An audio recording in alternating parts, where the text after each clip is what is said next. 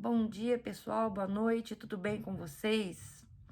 Hoje eu queria compartilhar algo assim tremendo da parte de Deus com vocês. Hoje nós estamos no mês de maio, né? No maio de 2021. E o mês de maio, para mim, particularmente, é o mês de que eu venho refletir muito, que eu agradeço muito a Deus. Não que nos outros meses eu não agradeça, mas para mim, mês de maio é um mês de grande bênçãos. Tem muitas datas comemorativas, né? Tem o Dia das Mães, né? Mas eu comemoro meu aniversário no dia 14 de maio. Eu comemoro meu aniversário de casamento dia 17 de maio, aniversário do meu esposo dia 24 de maio, né? E comemoro uma nova vida no mês de maio. Um mês de maio é um mês que Deus me trouxe ao mundo. E o mês de maio também é um mês que Deus escolheu para transformar a minha vida. E eu queria compartilhar com você essa transformação. Que esse vídeo não seja mais um vídeo que você vai assistir e simplesmente, né, só apenas assistir, mas que esse vídeo fale ao seu coração, que essa mensagem fale ao seu coração, que esse testemunho renove a sua fé, renove a tua esperança, que podemos estar enfrentando dias difíceis, sim, mas Deus é nossa esperança e o choro pode durar uma noite, mas a alegria vem pela manhã. Eu queria que Deus renovasse, que Deus renove a sua fé neste dia, através dessa mensagem, em nome de Jesus. É bom, no mês de maio, dia 14 de maio, agora eu vou completar 47 anos de vida, né? E nesse mês de maio também eu completo 24 anos de uma vida transformada, onde eu fui renascida. E Deus não faz nada por acaso. Eu me chamo Renata, e o significado, a tradução do nome Renata é renascida, né? E realmente Deus me fez renascer novamente. Deus me fez renascer, né? Deus me fez nascer novamente. E eu queria compartilhar com você essa história onde eu agradeço muito a Deus por tudo que Ele fez na minha vida. Eu não nasci num lar cristão, hoje eu sou cristã, mas eu não nasci num lar cristão. Eu nasci num lar como muitos outros, que carregava problemas, que carregava adultérios, que carregava vícios, vícios no alcoolismo, vícios em jogos, vícios, perdas, né, brigas, discórdias. E eu cresci num lar assim. Meu pai se tornou uma pessoa viciada em jogos, em bebida, e foi exatamente com isso que ele perdeu tudo que nós tínhamos. Até no momento nós tínhamos uma vida financeira tranquila, né? Até que ele veio perder tudo, tudo em jogos. E até mesmo a casa que nós morávamos, precisamos vender nossa casa e fomos comprando uma menor e de repente já não dava mais para comprar a casa, porque o dinheiro foi tudo embora. E ele começou a beber muito. E depois de algum tempo também a minha mãe começou a beber muito. Então foi um lar assim bem complicado, né? Eu, por ver os meus pais nessa situação, eu me tornei uma adolescente extremamente rebelde.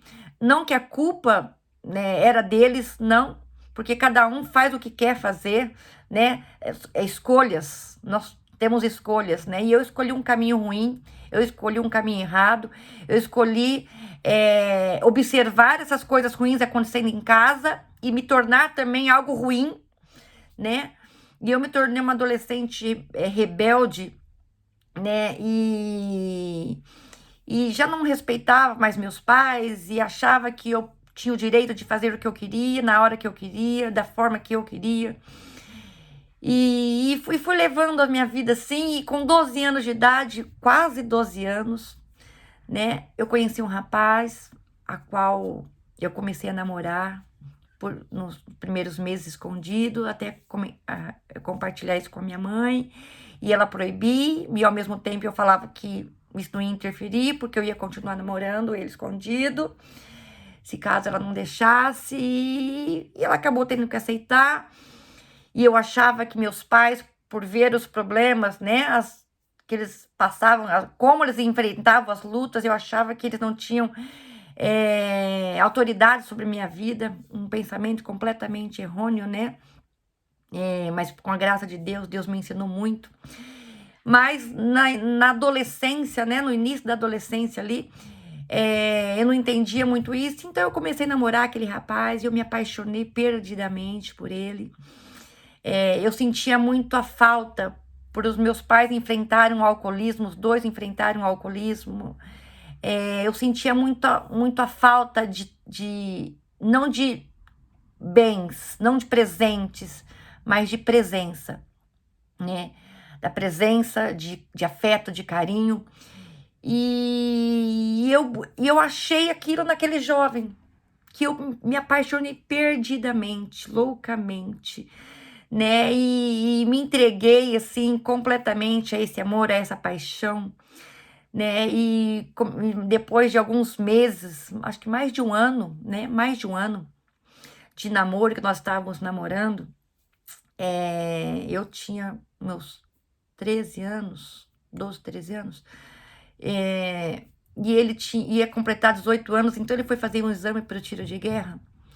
E nesse exame deu algum problema, ele foi chamado, ele teve que repetir o exame de sangue. Nesse exame de sangue, constatou que ele era HIV positivo, que ele tinha AIDS. E na época foi um choque para toda a família, né, para os pais, né, deles, para os meus pais, para toda a família.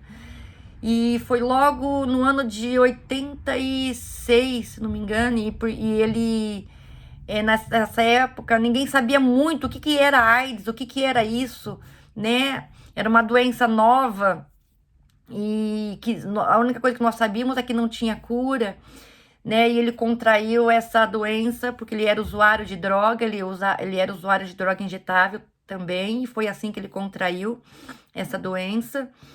E então, assim, foi assim um caos, né? Mas na minha cabeça, para mim estava tudo bem, eu amava, e isso não iria impedir o meu amor, não iria me separar, né? Dele de forma alguma, e continuei o nosso relacionamento, continuávamos a namorar e levávamos uma vida tranquila, aparentemente, né? Só que passados mais ou menos uns 9 meses, eu fiquei grávida.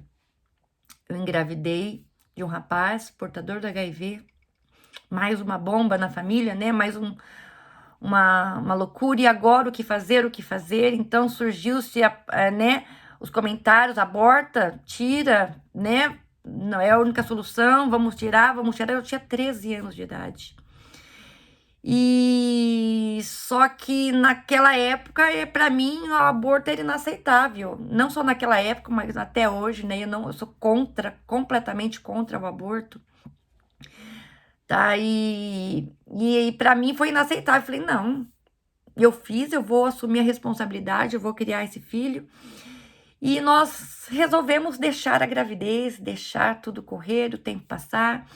Então, eu passei a fazer parte de um grupo de risco, né? Eu fiz exame de sangue, meus exames não constatavam que eu tinha HIV, mas mesmo assim eu fazia parte de um grupo de risco, porque eu tinha contato com uma pessoa que tinha o HIV. E minha gravidez foi de alto risco.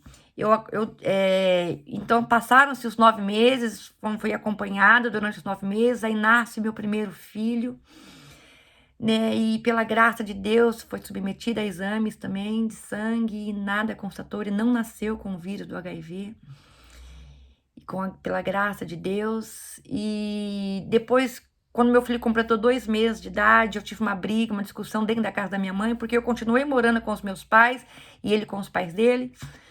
E quando meu filho completou 2 meses, nós tivemos uma briga dentro da casa da minha mãe não aceitou e acabou mandando eu embora de casa. E eu, muito rebelde, né? Não queria mais escutar ninguém. Peguei minhas coisas, peguei minhas roupas e entrei no carro dele, fomos e saímos sem rumo, sem saber para onde ir agora, para onde vamos. Andamos de carro, e aí fomos para casa dos pais dele. E ali eu fiquei morando durante 8 meses aproximadamente com os pais dele. E sofri bastante. Meu sogro nessa época também era alcoólatra. E por diversas vezes ele me tocou ele me tocava da casa deles. Eles moravam em 3 cômodos, era uma casa bem simples. E por diversas vezes ele me mandou embora, ele me mandava embora, ou ele subia na casa da minha mãe, ele falava para mim, para me tirar de lá, porque eu estava acabando com a vida do filho dele. E foram diversas discussões também, diversas brigas, e até nós arrumarmos uma casa, conseguimos alugarmos 2 cômodos para a gente morar. Ele era funcionário público, ele trabalhava no Hospital das Clínicas, e conseguimos 2 cômodos para a gente morar, e para mim ali era o paraíso, para mim ali começava uma nova história, uma nova vida, né? Mas na verdade começava um pesadelo. Ele na época ele era viciado em maconha, cocaína, usava droga injetável, né? E depois de alguns anos surgiu, né, o tal do crack. Antigamente se falava que era casca, eles faziam a casca, né, com a cocaína. E, e esses vícios começou a acabar com a vida dele e começou a destruir as nossas vidas. Nós brigávamos muito, nós tínhamos brigas constantes. Eu não bebia, eu não fumava, eu não usava droga. E esse vício começou então a nos destruir, porque eram brigas constantes, eram não somente agressões verbais, mas agressões físicas, né? Muitas vezes ele me bateu, muitas vezes ele quebrou tudo dentro de casa, e às vezes ele ficava 2, 3 dias sumido, sem dar notícia, e voltava depois de 2, 3 dias, né? E eram brigas novamente. E ele sustentava a nossa casa com o trabalho dele, mas o dinheiro já não sustentava os vícios dele. Foi quando ele entrou no tráfico de drogas, ele começou a vender drogas. E eu entrei nesse tráfico junto com ele. E nossa vida era assim, tráfico, ele usando droga, brigas constantes, muitas lágrimas, muitas dores, muitas feridas. E com 17 anos de idade eu fiquei grávida novamente. Eu fazia exame de 6 em 6 meses para ver se dava alguma coisa, né, no meu exame. E todas as vezes que eu ia buscar meu resultado de exame de sangue no médico, o médico falou: olha, Renato, mais um milagre, tá? Teu exame deu negativo. E com 17 anos, quando eu fiquei grávida, o médico ficou muito bravo, né? Porque seria mais uma gravidez de alto risco. E eu decidi levar aquela gravidez adiante. E 9 meses se passaram novamente, nasce meu segundo filho, e pela graça de Deus, submeteu a exames médicos e não nasceu com o vírus do HIV. E eu amamentei meus 2 filhos, e eu insisti em amamentar, e meus filhos não contraíram o vírus do HIV. E eu fiz mais exames e eu não tinha contraído o HIV. E as nossas vidas continuavam. Nasce meu filho, nós estávamos criando nossos filhos. Por diversas vezes ele tentava parar de usar droga, ele não conseguia. E isso deixava ele muito agressivo. E então nós fomos um tempo, né, entregamos a casa, fomos morar um tempo com os pais dele novamente, para ver se ele conseguia uma ajuda melhor, mas também não adiantou. Então foi quando nós fomos morar num sítio fora da cidade onde nós morávamos, em Ribeirão Preto, para ver se ele ficava longe das drogas, para ver se ele conseguia parar de usar droga. E não adiantou. Ficamos morando 1 ano e 8 meses nesse sítio. Ele se envolveu novamente com drogas. Ele foi preso, juntamente com o dono do sítio, por tráfico de drogas. Ficou 68 dias preso. E quando ele saiu da prisão, ele saiu muito ruim. Ele usou muita droga dentro da prisão. E ele saiu muito ruim, ele perdeu muito peso. Ele saiu de lá muito debilitado. E quando ele saiu, os donos do sítio já não deixaram a gente voltar a morar no sítio. Nós éramos caseiros lá. E voltamos a morar com os pais com a mãe dele, com os pais deles, né? Dele. E só que ele já estava muito debilitado. E eu nunca tinha trabalhado, ele nunca tinha deixado eu trabalhar para fora, e aí ele já tinha perdido o serviço dele no Hospital das Clínicas, porque ele tinha se envolvido anteriormente com polícia por assalto, e ele perdeu o serviço do Hospital das Clínicas, então ele já não tinha mais esse trabalho, nós não estávamos mais de caseiro nesse sítio, então nós fomos buscar uma solução, e agora o que fazer? Ele já não conseguia mais trabalhar. Ele pesava por volta dos seus 80 quilos e na época ele chegou a pesar 24 quilos. Ele estava pele e osso. E então eu fui trabalhar, foi meu primeiro serviço, que era mais perto da minha casa. Eu fui trabalhar de camareira no motel. Eu não tinha experiência, eu não tinha estudo. Eu parei de estudar no 6º ano e eu não tinha o que fazer, eu tinha que submeter a qualquer serviço que aparecesse. Eu fui trabalhar de camareira no motel para poder ajudar o sustento da casa. E então minha rotina era eu trabalhava à noite, eu trabalhava, voltava para casa, cuidava dele. Ele cobrava muito de mim para mim cuidar dele.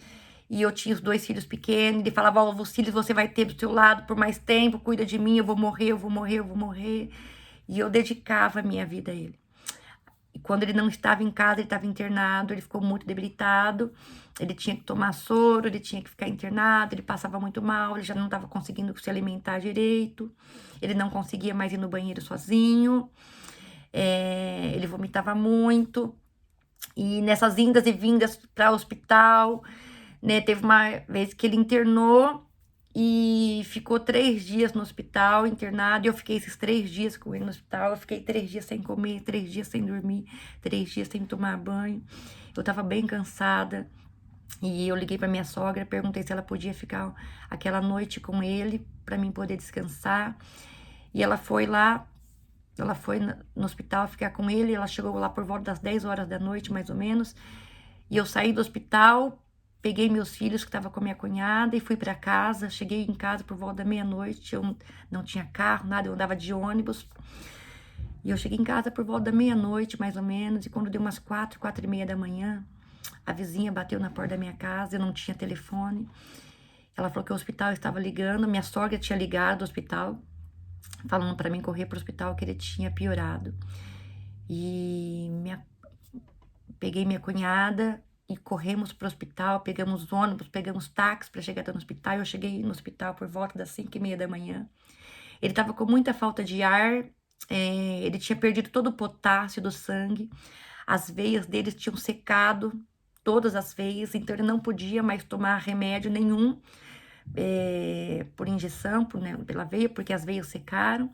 Via horário, não conseguia tomar mais medicação, porque ele não conseguia engolir, comer mais nada. Só que ele estava completamente lúcido. E ele chegou para mim e ele falou: "Não tô aguentando mais". Ele tinha muita cãibra no corpo pela falta do potássio, ele tinha muita cãibra no corpo, e ele falou que não estava aguentando mais. E eu comecei a chorar, eu falei: "Aguenta firme". Eu comecei a fazer massagem nas pernas dele. Minha sogra pediu para sair do quarto um pouco, ela ficou lá fora um pouquinho. E eu fiquei ali com ele, com a minha cunhada, e eu falando para ele aguentar, que ia passar, que ia passar. E ele me chamou pertinho dele e falou assim: "Eu posso morrer?".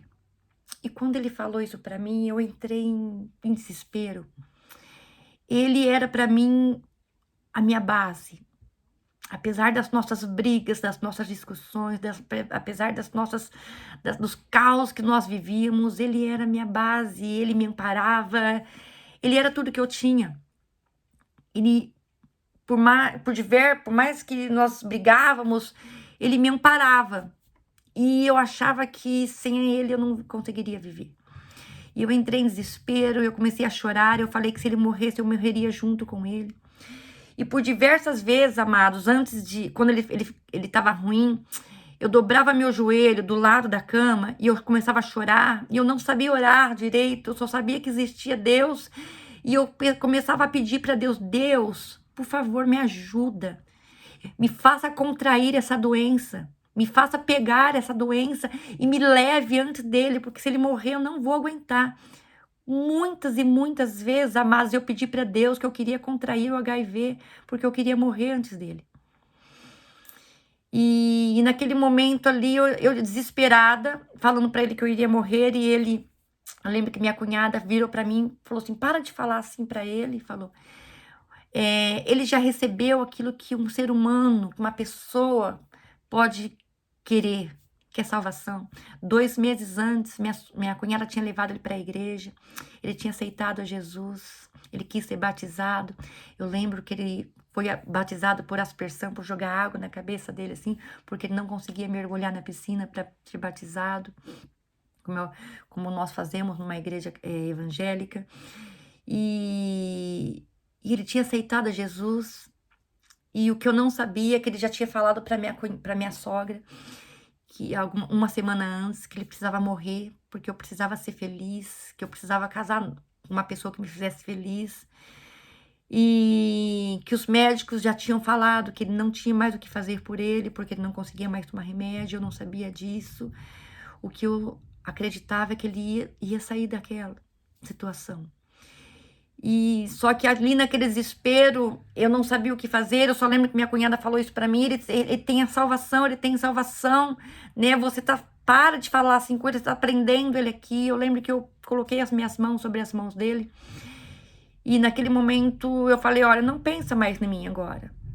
Não pensa mais em mim, não se preocupe mais comigo. Agora pensa em você, que seja feito o melhor pra você, que seja feito o que Deus quiser. E naquele mesmo momento ele estava com muita falta de ar. Ele colocou as 2 mãos sobre o seu peito, assim.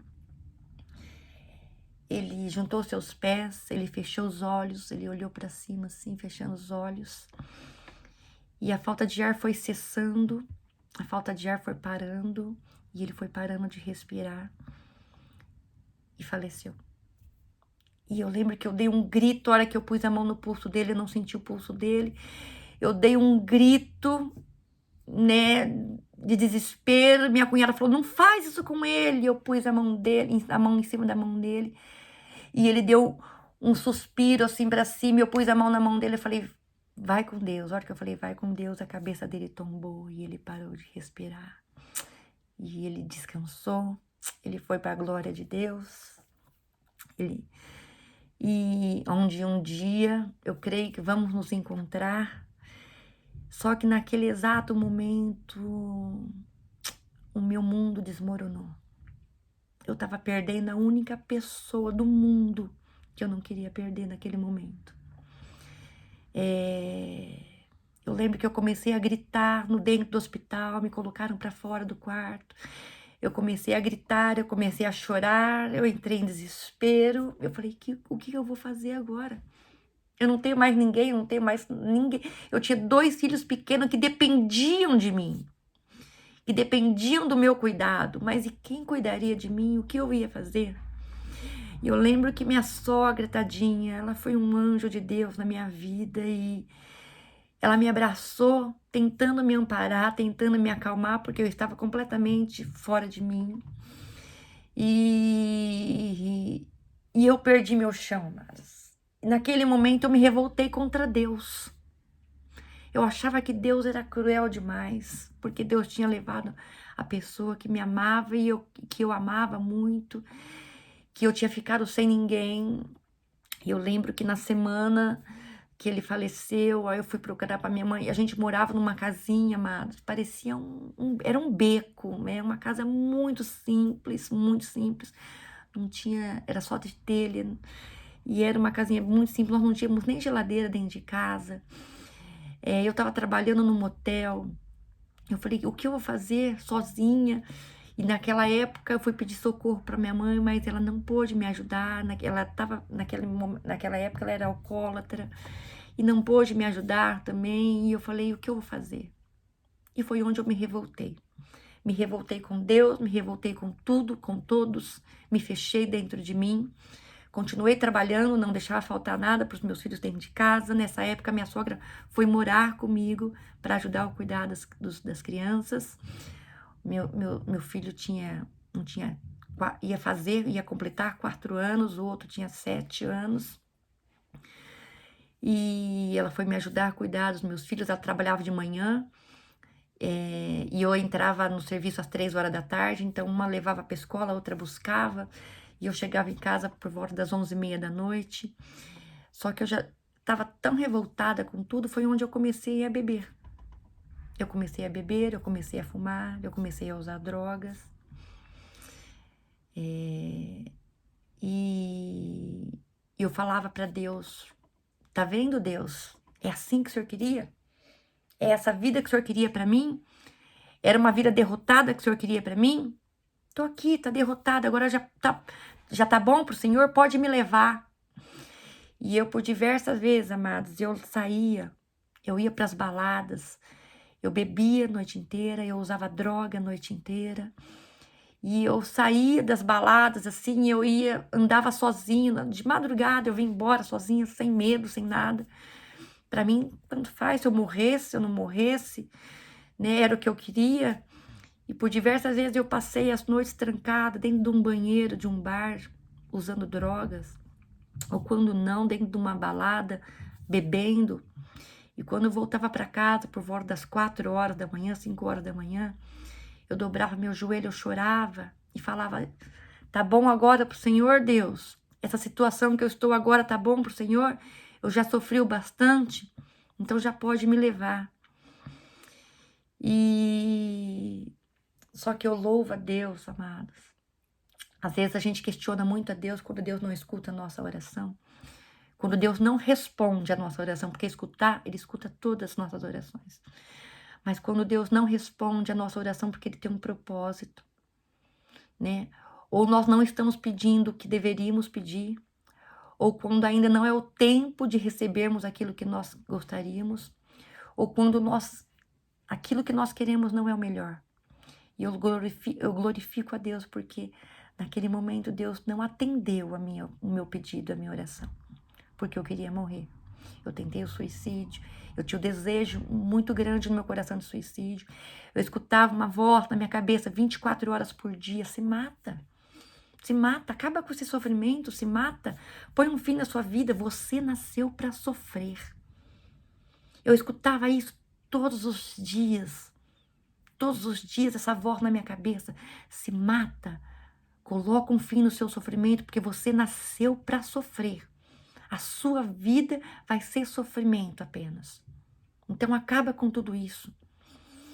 E quantas vezes eu peguei uma faca para me matar, e eu entrava no quarto, eu via meu filho pequeno deitado na cama e falava, ele precisa de mim. Como que eu vou morrer? Eu não posso, eu preciso o que vai acontecer com ele? E eu parava, eu tentava tirar esse pensamento da minha cabeça. Mas ali, quando meu marido faleceu, eu perdi o chão, eu perdi a vontade de viver. E eu cheguei a falar para minha sogra, falei, olha, cuida deles, porque eu já não consigo cuidar, eu já não sei mais o que fazer. Eu não quero mais, eu não tenho mais vontade de viver. Eu não amo minha vida, eu não amo mais ninguém, não quero mais nada. E foi nessa época que minha sogra começou a frequentar uma casa de oração. Ficava pertinho da minha casa. Eu louvo a Deus pela vida desse casal, que eu amo muito eles. E amo muito a vida também do pastor Charles, que é o que ministrava naquela casa de oração, na casa do João Camilo, da Adriana. E agradeço extremamente, sou grata a Deus pela vida deles, que convidou a minha sogra para participar dessa casa de oração, e ela começou a ir levar os meus filhos, que eram pequenininhos, e eles chegavam em casa e falavam, mamãe, olha, a gente foi num lugar, eles falam de Jesus, mamãe, olha os desenhos que a gente fez, eles deram pra gente pintar, mamãe, eles falam de Jesus, vamos, mamãe, vamos com a gente. Eu falava, não vou, eu nem gosto de Deus, eu nem sei se Deus existe, se Ele existe, Ele é um Deus cruel, olha o que Ele fez comigo. E por diversas vezes meus filhos me chamavam para ir e eu não aceitava. E eu também trabalhava à noite, entrava às 3, saía às 11 horas da noite. E eu lembro que um dia eu folguei numa quarta-feira, minha folga naquela semana, na semana tinha caído numa quarta-feira. E os meus filhos falaram, mãe, hoje você tá de folga, então dá para você ir com a gente, vamos com a gente. E eu falei, meu Deus, quanta insistência dessas crianças. Eu vou só para eles parar de me chamar. né? Eu vou com eles, né? E aí eles ficam tranquilos, né? Eles sossegam. E naquela quarta-feira eu fui, mas eu fui sem intenção nenhuma de mudar, foi intenção nenhuma de melhorar, nada. Não fui buscar a Deus, eu fui pela insistência de um convite de 2 crianças.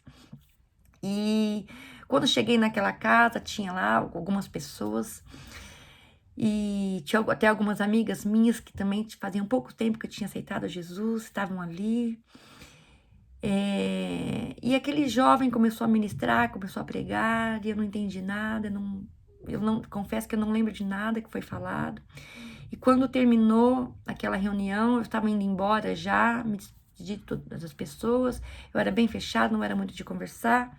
Só que quando eu estava no portão daquela casa, eu escutei uma voz falando comigo: volte para trás agora e vá conversar com aquele rapaz.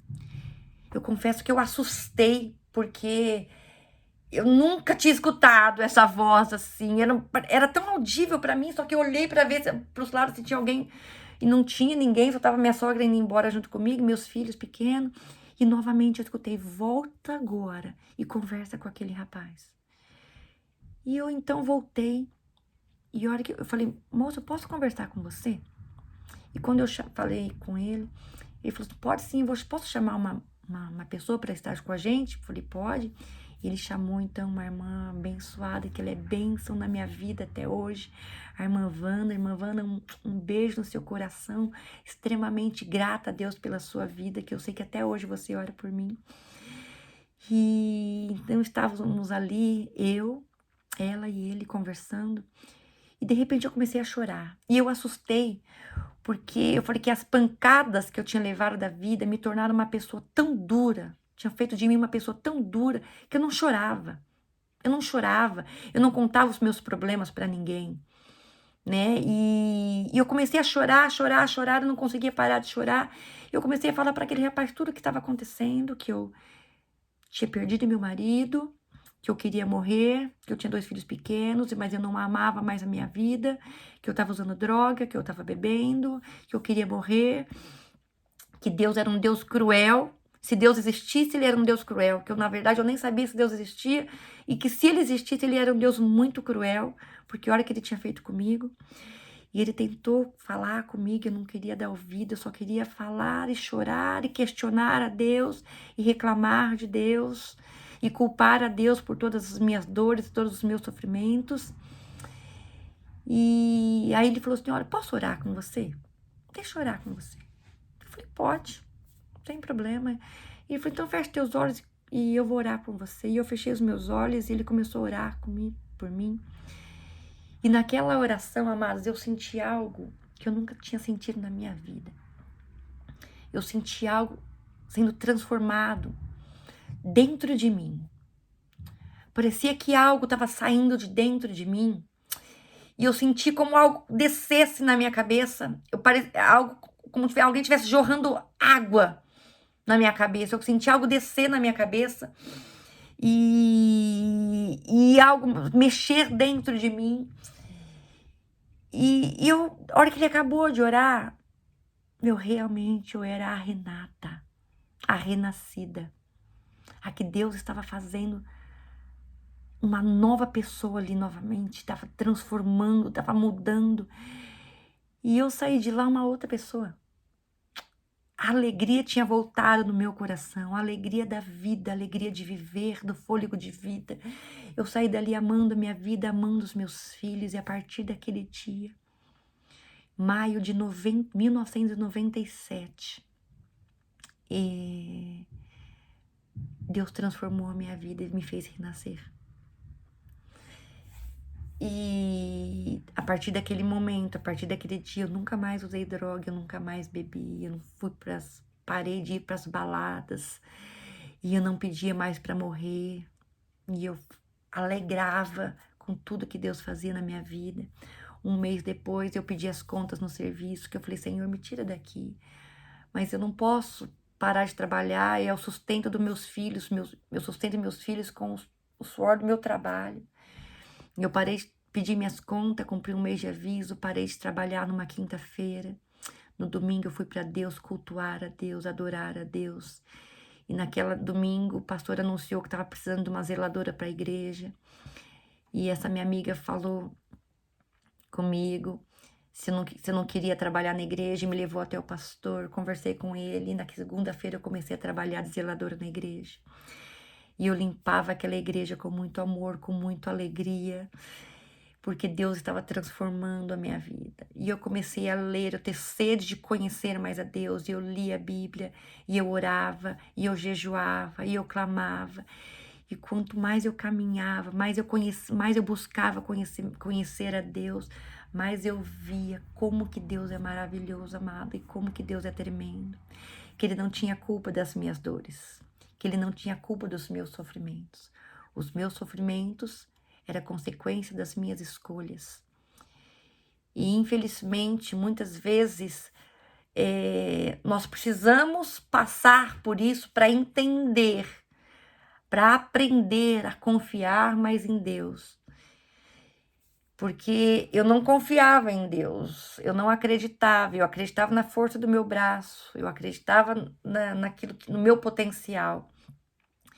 E quando eu vi que eu não tinha potencial nenhum, que sem Deus eu não era nada, eu desmoronei, né? Eu perdi o chão e Deus me fez, colocou novamente a alegria no meu coração, Deus transformou a minha vida. E hoje, pela graça de Deus, eu sirvo a esse Deus maravilhoso, já fazem 24 anos que eu louvo e glorifico a Deus, porque Ele tem a cada dia que passa, Ele tem me ensinado muito.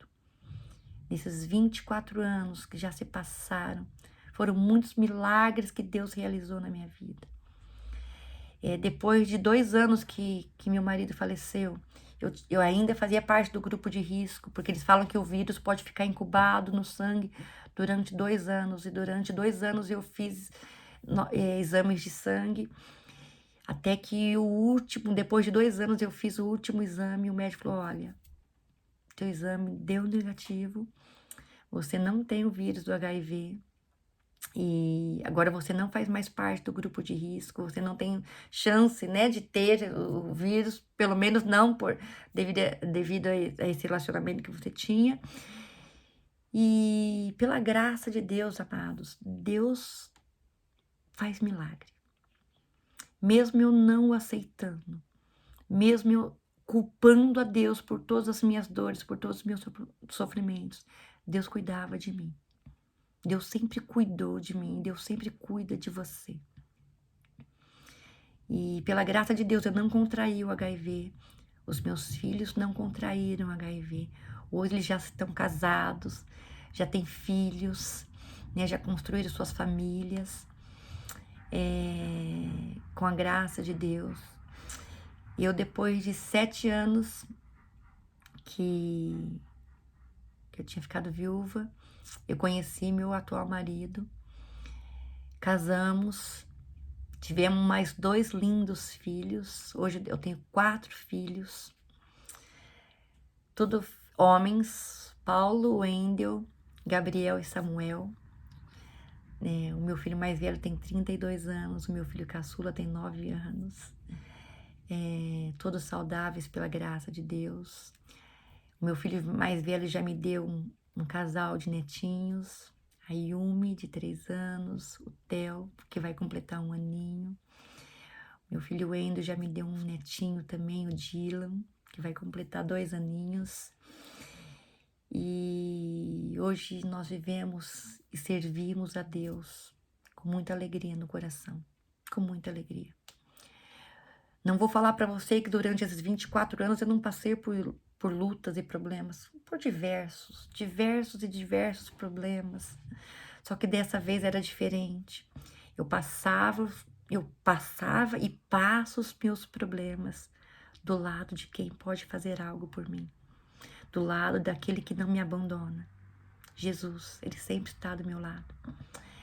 Amados, durante esses 24 anos que eu sirvo a Deus, eu pude viver muitos milagres, muitos, que se eu fosse relatar aqui para vocês, eu ficaria aqui horas e horas e horas falando de tantos milagres que Deus realizou na minha vida. O meu segundo filho, Wendel, ele perdeu a visão, ele teve uma doença nos seus olhos, devido a uma crise emocional que ele teve com 3 anos de idade, quando o pai dele faleceu. Ele teve uma alergia crônica que desencadeou uma doença que não tinha cura, que é o ceratocone, que ela pode estacionar, né, ou não, e a dele não estacionou, ele foi perdendo a visão, e com 18 anos, quase 18 anos, ele já não enxergava quase nada, e teve que fazer transplante, pela graça de Deus, foi mais um milagre a história do transplante que ele fez, foi uma bênção de Deus, e hoje ele fez o transplante, enxerga perfeitamente, graças a Deus. Foram vários milagres que Deus, quantas vezes durante esses 7 anos que Deus me sustentou, era só eu e os meus filhos. Nós não, eu que sustentava a minha casa, e algumas vezes eu fiquei desempregada, mas nunca desamparada. E todas as vezes eu orava, Senhor, meu aluguel vai vencer amanhã, Senhor, me ajuda, eu não sei o que fazer. E Deus fazia o milagre, amados. Deus sempre fez o milagre, eu nunca deixei de pagar uma conta, né? Mesmo nos meses que eu fiquei desempregada 2 vezes, por 3 meses, depois mais 3 meses. Nesses 7 anos, nesses 3 meses que eu fiquei, 6 meses, né? Deus nunca me desamparou, nunca faltou comida, porque quando faltava, não é que acabava. Às vezes eu tava cozinhando o último arroz, e eu falava, Deus, acabou o arroz. E Deus proveu o arroz pro dia seguinte. Senhor, acabou a mistura. E Deus provia a mistura pro dia seguinte. Quantas e quantas vezes, né, apareciam gente do nada, porque eu não compartilhava muito os meus problemas, e aparecia gente do nada, olha, Deus colocou no meu coração, eu vim te trazer esse dinheiro, olha, Deus colocou no meu coração, eu vim te trazer essa cesta básica. Eu lembro uma vez que eu tinha de tudo, arroz, feijão, tinha tudo, só que os meus filhos queriam comer uma carne, comer uma bolacha, comer um doce, eu não tinha dinheiro para nada, e eu colocava meu joelho no chão, amados, eu colocava meu joelho no chão e eu pedia, falei, Senhor, eu como arroz, feijão e dando glória a Deus, mas eu tenho meus filhos pequenos, eles querem um doce, eles querem uma bolacha, eles querem uma carne, e eu não tenho como comprar, eu não tenho de onde tirar. E Deus fazia o milagre. Eu lembro que nesse dia que eu orei por isso, uma irmã bateu na porta da minha casa, ela e o esposo dela, a Wanda e o Val, bênçãos de Deus, e falou, olha, a gente estava no mercado e Deus colocou no nosso coração de fazer uma compra para você, mas eu tô até envergonhada porque eu trouxe as coisas aqui, agora que eu vi, eu não trouxe um pacote de arroz, eu não trouxe um pacote de açúcar, mas eu fui colocando no carrinho aquilo que Deus colocou no meu coração, e quando ela colocou na minha mesa, tinha muitos pacotes de bolacha, tinha carne, tinha refrigerante, tinha doces, tinha de tudo aquilo que eu pedi para Deus, para os meus filhos. E Deus sempre realizou o milagre. E depois de 7 anos orando pela transformação, pela minha família, e oro até hoje, depois de 7 anos de oração, sem desanimar, sem desistir da minha mãe. Minha mãe chegou no estágio de alcoolismo que ela vendia tudo dentro de casa. Minha mãe chegou, as pernas dela estavam apodrecendo. Os médicos falavam para ela que se ela não parasse de beber, ela ia ter que amputar as pernas. Minha mãe, ela andava, parecia uma andarilha de rua, né? Minha mãe passava, eu acho que as 24 horas por dia bêbada, ela bebia pinga. Quando ela não tinha pinga, ela bebia álcool. Ela chegou a arrancar álcool do carro para beber álcool. E ela vendia tudo, ela não tinha nada indicado, porque ela vendia tudo. E 7 anos orando pela vida dela. 7 anos, sem desanimar. Deus fez um milagre na vida dela também. E hoje ela é uma bênção do Senhor. Ela aceitou Jesus. E eu lembro que eu cheguei a levar ela algumas vezes para a igreja, até bêbada. E ela pedia para ir, eu falava, levo, claro que eu levo. E eu levava. Mas foi Deus que colocou isso no coração dela. E teve um dia que eu liguei para a casa dela, minha irmã que atendeu o telefone falou que ela tinha ido para a igreja, sozinha. Deus levou ela. O Espírito Santo conduziu ela para aquela igreja. E ela foi para a igreja, ela aceitou Jesus. E hoje ela tem uma vida transformada pela graça de Deus. Hoje ela é uma mulher de Deus. E eu louvo e glorifico a Deus pela vida dela. Então Deus foi transformando as nossas vidas, foi fazendo milagres e milagres acontecer, amados. E como eu disse, né, são tantos milagres, dá vontade de ficar aqui falando, relatando tudo aquilo que Deus fez na minha vida. Eu tive um câncer em 2017, eu descobri que eu estava com câncer. E descobri por um acaso, né? Mas para Deus não existe um acaso. Eu descobri, eu não tinha sintoma nenhum, não tinha nada, não tinha nada marcado, mas eu descobri que eu estava com câncer de tireoide e eu precisei passar por uma cirurgia, eles cortaram meu pescoço daqui, dá para ver um pouco a cicatriz. Até lá atrás foram tirados 66 tumores, né? 33 eram malignos. Eu passei por essa cirurgia. Pela graça de Deus, fui curada do câncer, né? Tive que fazer iodoterapia. Tudo isso eu fiz aqui no Japão. E pela graça de Deus, fui curada. Não ficaram nenhum nódulo mais, né? Eles falaram que como tinha muitos, eles poderiam, né? Espalhar para outros órgãos do corpo, pela graça de Deus, não espalharam. Deus segurou todos eles aqui assim até no momento de retirar. E eu queria dizer para você, Lucas 1:37, pois para Deus nada é impossível. Acredite nessa palavra. Não existe impossível para Deus. Nada é impossível. Deus me poupou de uma doença que não tem cura. Deus me curou de uma doença que ainda não tem cura, que foi o câncer. Deus, ele pode realizar milagres ainda. Deus é o mesmo ontem, hoje e eternamente. Ele sempre será o mesmo Deus. Será sempre Deus. E Deus é bom, amados. Deus não é o causador dos problemas da sua vida. Deus, ele é a solução dos seus problemas. Hoje o mundo pode estar vivendo num caos. Talvez você, o seu coração hoje esteja aflito. Talvez você esteja passando por uma enfermidade, ou talvez você esteja passando por algum problema, ou que seja financeiro, ou que seja com algum problema de vício, ou vício em alguém da sua família. Eu queria te falar uma coisa. Não desista. Não desista de orar. Porque já faz muitos anos, talvez, que você esteja orando por essa pessoa e essa pessoa ainda não mudou de vida. Porque você talvez esteja orando para que você seja curado e a cura ainda não chegou. Não desista. Não desista de viver. Não desista da sua bênção.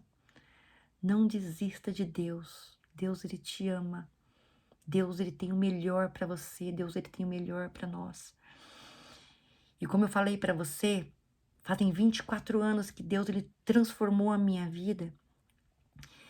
E Deus, ele muitas vezes, ele permite a gente passar por determinadas lutas para nos ensinar, para nos fortalecer. Às vezes achamos que somos fracos demais e Deus quer nos mostrar que com Ele nós somos fortes. E nesses 24 anos, tantas lutas enfrentadas, tantos obstáculos a serem vencidos. E Deus, em cada um deles, tem me fortalecido. Já venci todos? Não. Não venci todos os obstáculos. Já venci todas as lutas? Ainda não. Porque o dia que eu vencer todas as lutas, Jesus me leva para a glória, né? Nós sempre vamos ter uma batalha, mas cada dia é um novo dia. Cada dia Deus pode renovar a tua fé, renovar a tua esperança, para que você acredite que o choro dura uma noite, mas a alegria vem pela manhã. Eu não sei o que você está enfrentando neste momento, eu não sei o que você está passando neste momento. Eu não sei qual é o seu problema, se é enfermidade, se é vício, se é medo, se é depressão, se é ansiedade, se é pânico. Eu não sei qual é. Eu sei qual é as minhas dores, quais são as minhas dores. Eu sei que eu tenho enfrentado ainda, mas uma coisa eu tenho certeza, que dentro das minhas dores, das minhas lutas, Deus me trará a vitória, assim como Ele trará a vitória para você também.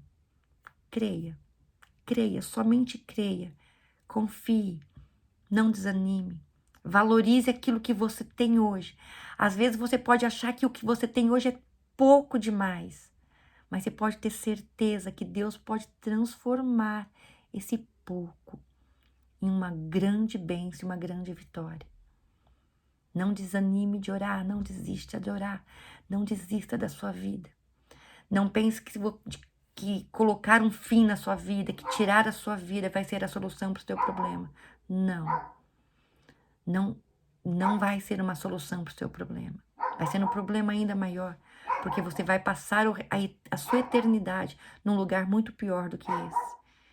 Então confie em Deus, tenha fé, tenha esperança. Se você quiser, coloque seu nome aí, eu vou orar por você.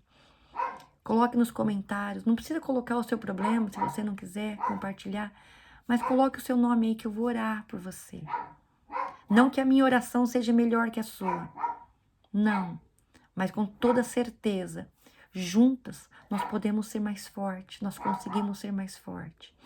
Então vamos orar e continuar acreditando que Deus, que o seu milagre vai chegar e Deus está aí com você.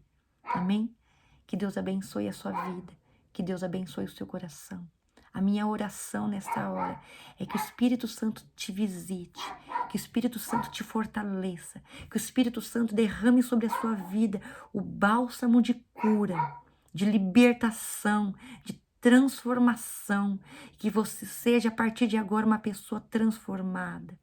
Que você receba o renovo de Deus na sua vida, que você receba aquilo que você esteja necessitando neste momento, que você seja agora um canal de bênção, que você seja agora uma pessoa transformada, uma pessoa abençoada, uma pessoa fortalecida no amor de Deus. Que Deus abençoe a sua vida, que esse testemunho tenha edificado grandemente a sua vida.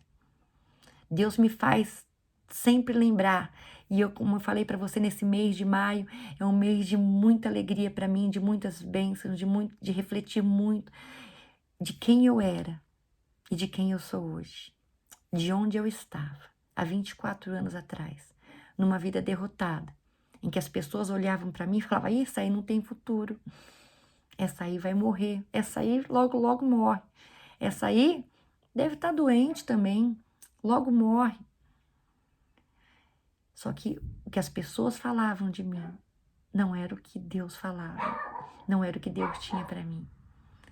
Hoje eu tenho colhido muitas e muitas bênçãos, muitas mesmo. Tenho uma família abençoada, né? Deus me colocou aqui no Japão para proclamar as boas novas neste lugar. E eu quero cumprir esse chamado com muito amor, com muito zelo. E o que Deus mais colocou no meu coração, além do amor pela vida, pela minha vida, hoje eu amo a minha vida, a qual um dia eu não valorizei, a qual um dia eu não dei a mínima importância, porque vida para mim não estava nem aí. Hoje eu amo a minha vida, hoje eu amo tudo aquilo que Deus fez e tem feito na minha vida. E amo as pessoas, amo o amor de Deus.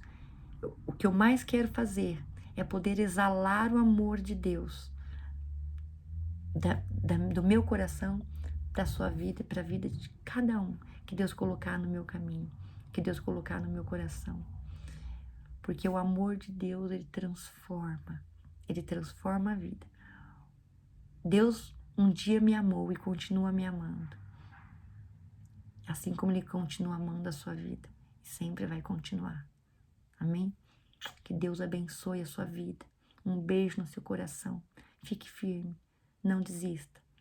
Você pode ainda estar passando por luta, mas vai cessar. Não se preocupe. Nem todos os dias são flores, mas também nem todos os dias são tempestades. Essa tempestade vai passar, porque Jesus está junto com você. Que Deus abençoe sua vida. Fique com Deus.